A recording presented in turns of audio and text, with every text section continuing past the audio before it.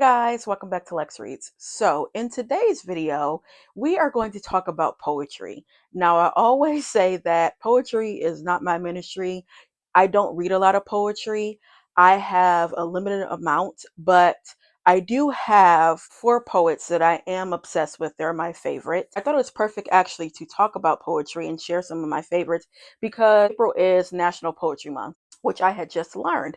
Also, I have discovered some new poems by one of my favorite poets, and I am just over the moon with you guys. I cannot wait to share it with you. Then I also have some anthologies that I want to share with you guys. That's actually how I got into really loving these poets. I always say if you're trying to get into reading, if you're trying to figure out what kind of genre you like or author or whatever, find a good anthology because they have the list of works and you can pick and choose which ones that you want to read. So before we get started, don't forget to like, comment, and subscribe. Okay, so like I told you guys, I have four poets that I am obsessed with that I really love. I tend to dabble in their works. And with poetry, I do exactly that. I just, dabble. Sometimes I might pick, a poetry book up. I may read a couple poems and put it back. So the first poet, hands down, which is my favorite, is of course Langston Hughes. Nobody, in my opinion, can write poetry like Langston Hughes. This boy was unbelievably bad, okay? And the fact that he started writing so young and he got his works published at 16 years old, it just fascinates me. He is the recent one that I have learned some new poems from because of a clip that I saw Angela Bassett, the one and only Angela Bassett, recite. And as it was an interview that she did with Gail back when she got nominated for the Black Panther or whatever, and she recited that poem, and I thought it was a play. But then it was a recent clip that I saw, and she said that when she was about 15, 16, because they were asking her, how did you fall in love with, acting? And she said when she was about 15 years old, she really got into poetry. And Langston Hughes was one of the poets that she got into. And the poet that she recited, it's called Madam and the Minister. And it looks like he has a whole, I don't know, collection of this woman named Madam. So he has Madam and the Minister.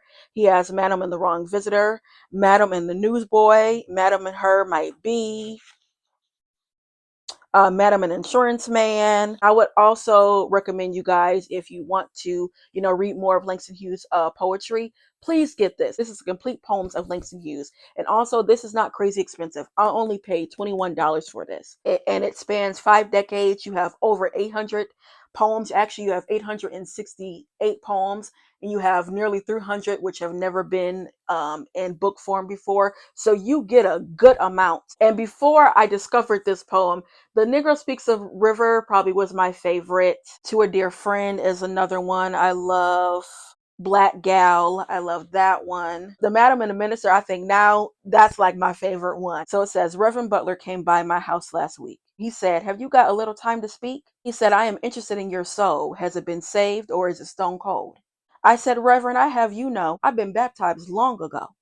He said, what have you done since then? I said, none of your business, friend. He said, sister, have you backslide? I said, it feels good if I did. He said, sister, come time to die, the Lord will surely ask you why. I'm going to pray for you. Goodbye. I felt kind of sorry I talked that way after Reverend Butler went away, so I ain't in no mood to sin today. Girl, and y'all have to see Angela Bassett recite this. Unbelievable. This is another one too that I love. It's called Madam and the Number Runner. It says, Number Runner, come by my door. I have sworn I won't play no more. He said, Madam, 602, looks like a likely hit for you. I said, last night I dreamed of 703.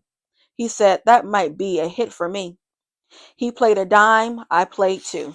Then we boxed them, wouldn't you? But the number that day was 326, and we both was in the same old fix. I said, I swear I ain't gonna play no more till I get over to the other shore. Then I can play on the golden streets where the numbers not only come out but repeats. The number runner said, Madam, that's all very well, but suppose you go to hell. That one got me. When I first read that, I was cracking up. But yes, the Madam little collection that he has is my favorite. Next is, of course, Maya Angelou. I mean, come on now. It's Maya Angelou. Still I Rise is my favorite. I think I probably like the ones that everyone likes. So Still I Rise, Phenomenal Woman, that's the one. And it looks like I tabbed one called Black Girl, and another one I tabbed is Weekend Glory. And you know how I actually discovered her poetry is from the movie Poetic Justice, you guys, because y'all know I was never a reader growing up, right? And you guys know the movie Poetic Justice starring Tupac and Janet Jackson, who else? Regina King. Well, in that movie, you know, Justice, she loves to write poetry. All the poetry in that movie is written by Maya Angelou. And that's really how I discovered, you know, Maya. Again, was never a person that read books, and how I discovered a lot of literature and things of that nature was through, you know, TV and movies, because I was always an avid, you know, TV and movie watcher. But yeah. Next is Paul Laurence Dunbar. And also, like Maya, how I discovered Maya, I discovered Paul Laurence Dunbar from a movie called Holiday's Heart. You guys remember that movie that BET used to always show? And there was a passage where the young girl that he takes in, she's reading a poem by Paul Laurence Dunbar called Melindy Sings. And then when I got, you know, into reading, and I just was exploring a lot of Black literature and Black authors, his name came up. I started reading his poetry, and I discovered there's a poem called A Negro Love Song. And who does it so well is Maya Angelou. Oh, I love the way it starts. It's seen my lady home last night. Jump back, honey, jump back. Held her hand and squeezed it tight. Jump back, honey, jump back. You guys have to see how Maya Angelou does it. It's just superb. But that is one of my favorites. And of course, I love We Wear the Mask. This man just could write. He did have a very tumultuous, now he did have some little problems, y'all. He struggled with alcoholism. And then his wife, Alice, who also was a writer, she did a lot of short stories, but she does have some poetry.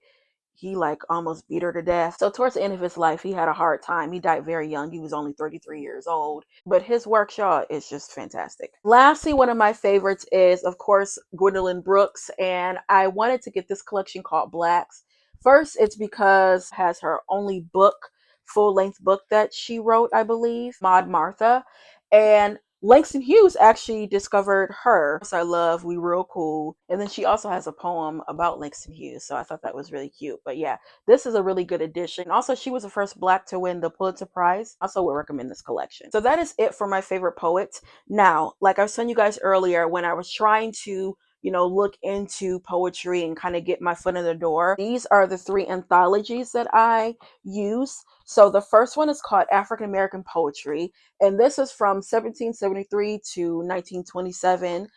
So they have people like, you know, Phyllis Wheatley. They have George Moses Horton, James Weldon Johnson, Claude McKay, Annie Spencer, Jean Toomer. So this one is a good one to have. Also, to the Dover thrift editions, they are relatively cheap. It's only $4. I don't think it's gone up that much. I do like to get these from Amazon.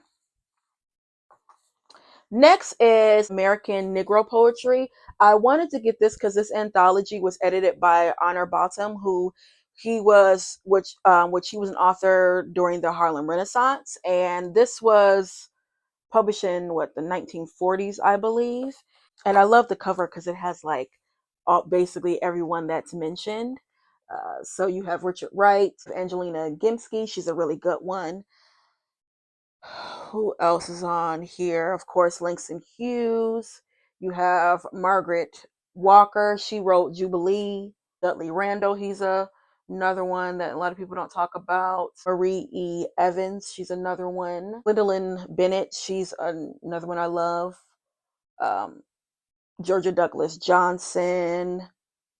Sterling Brown, Flint Johnson. So yeah, this is really good because if you are trying to look for poetry that not just not just poets that are just well known, I would say pick this up, because a lot of these people, I noticed, they just don't talk about like Flint Johnson, for example, or Sterling Brown. He was a really good one. There's a poem by him. Yes, it's actually in this collection, you guys. I always talk about this. This is a portable Harlem Renaissance reader, and this is the first poem by him that I ever discovered. Again, this is Sterling Brown. It's called Frankie and Johnny. Now, it's a very long poem, but it's basically about a black boy and a white girl, and the daddy cannot get down with that.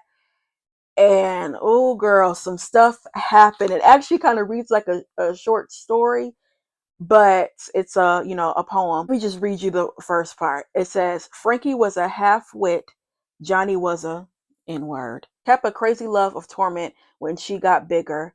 Johnny had to slave it and never had much fun. Oh, Frankie and Johnny were lovers. Oh, Lordy, how did they love? Y'all, please read that. It's called Frankie and Johnny by Sterling Brown. It is such a good poem. I discovered him once again through an anthology. Another anthology that I really like, The Poetry of Black America. I got this from a library sale. And this actually has an introduction by Gwendolyn Brooks. And this one is a really good edition. It has Alice Dunbar Nelson, Jesse Redmond Fawcett, Sterling's in this, Frank Marshall Davis, Henry Dumas. He's a really good one too. His story was really sad. He was actually his poetry was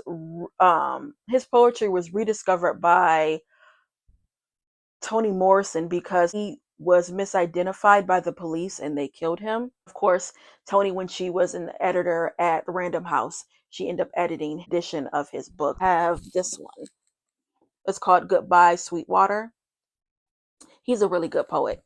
But I would recommend this heavily too. If I can find it, I will put a link down below. And then everything that I do talk about, I will link down below. Poetry, y'all, it is not my ministry. If I find some poets that I do like, I will get immersed into their, works. It's not a genre that I just gravitate towards. It's very rare for me to buy a book of poetry. I think the last book that I bought that was a book of poetry was actually this. This is Vulnerable AF, and the reason why I bought it is because the artist Tank, y'all know Tank and the Bangers, love her Tiny Desk. So when I saw that she came out with a book, because I really loved her music, and this one's really neat because it has like pictures and stuff in it. But this is the last poetry book I bought, and this was like 2 to 3 years ago. But again, like when I do find a poet, I will, like I said, get into, their works and find some, bits and pieces. Yeah, guys, that is it when it comes to poetry, black poetry. Yeah, all these is black. But yeah, guys, that's all I have for you, and I'll be back with more black books. Bye.